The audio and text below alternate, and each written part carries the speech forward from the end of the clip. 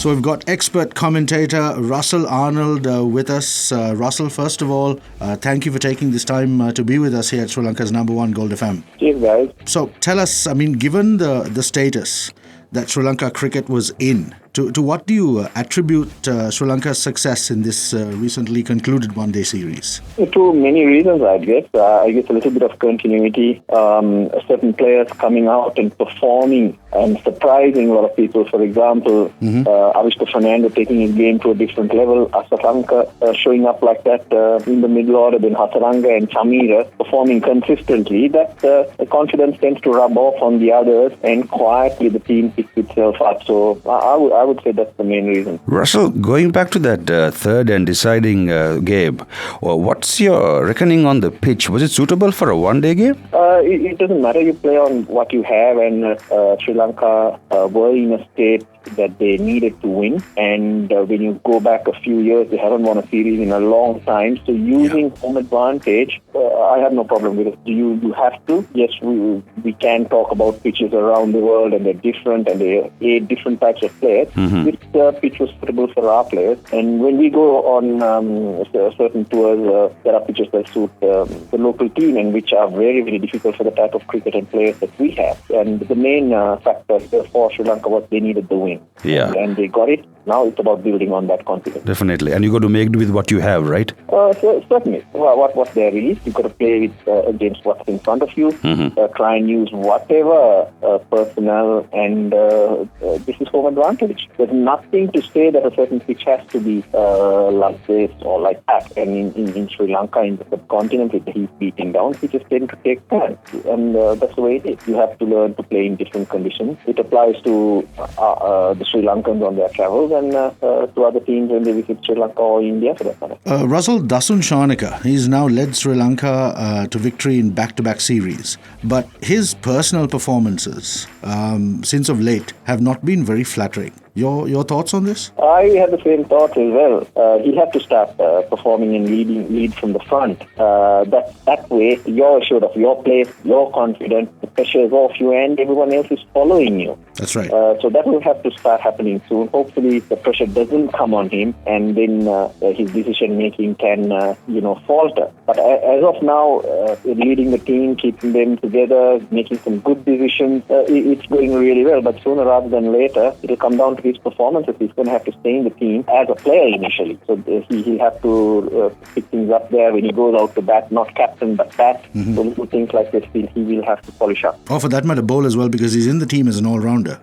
Yes, contribute in any particular way or any way that he can. He is a unique type of bowler in the sense on slowish pitches he'll do a lot better, so use himself more in such situations. But yes, if he can lead from the front, that will be the best for him and also the team. Russ, given the state that we were in, what do you reckon the turning point of the team is right now? Where did it all gel together? I reckon, as I mentioned before, what we needed was for a couple of players to stand up. Stand up and put in consistent performances, stand up and put in some special performances. And that's what we saw with the batting with Avishka and Asalanka.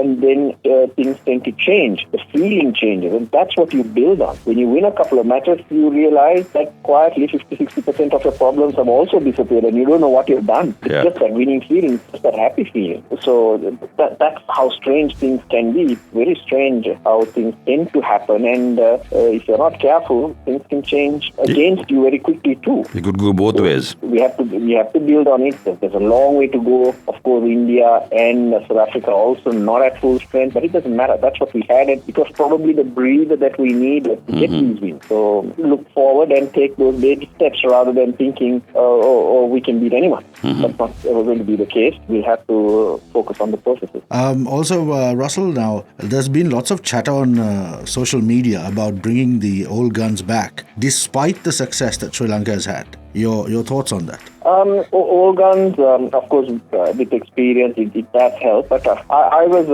a fan of a shake-up, of changing things around, and the younger players have come in and they are performing. Who are you going to leave out? These are all lots of questions that you need to answer. And when we look back over the last couple of years, we were down, way down in the rankings, unable to win a game, nothing going our way. And the old guns were in the team, as you may call it. So as of now, pick your best 11. Pick who's performing. Pick who you can use. There's nothing in my mind would say, okay, so-and-so has to be there, so-and-so has to be there. A couple of months ago, if we looked at it and tried to write down 11 players, we wouldn't have been able to do it. There were no stars. There was no one really performing or putting his hand up and saying, this is my position. I have to be here. And my responsibility. But now the scenario is a little bit different. And it's not senior guys, it's younger guys who are actually saying that I have to be in the team. So I reckon go with it. Pick your best 11.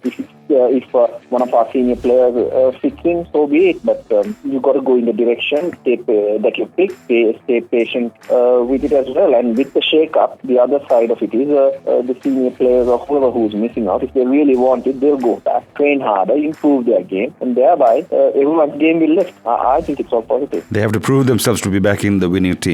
Yeah, improve your game. Show everyone that you have to be in this game, and also you have to be in this team. And it also rubs down the fact that the hard work that you want to put in, the resilience, will lead to a finer point that will make you better and make the team better too. Absolutely. And finally, Russell, given the squad or the 11 that might possibly take the field today in the first 2020, your thoughts on how Sri Lanka should go about it, assuming, of course, the toss goes our way? We've been doing well batting first because the pitches have tended to slow down and turn, but that was over 100 overs. Yeah. But the 2020 game is 40 overs, and it rarely will change too much.